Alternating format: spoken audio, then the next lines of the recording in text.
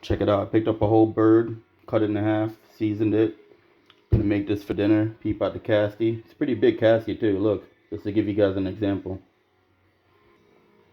All right, let's cut up this the other half and then season it up because I'm pretty sure I'm gonna make fried chicken this week. I have not made fried chicken in a minute. All right, it's all cut up. Yo, when I started cooking, I'm not even joking. I had no idea how to cut up a chicken. I mean, what I just did, it's not precise or perfect, but it's something. You know what I'm saying? Like, for instance, I took the big ass breast piece and basically cut it into two with the fat. Me personally, I like the fat. Most people would disregard that. I like that shit.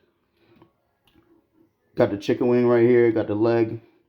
Got the, what is that? The leg quarter right there. It's not that hard. Let's season this. All right, check it out. So basically, I got, damn, two, probably three meals easily. Because look, this is half a chicken. Here's the other half. This chicken cost me 11 bucks. It wasn't organic though, I'm not gonna lie to you. So if it was organic, it would have probably cost, who knows.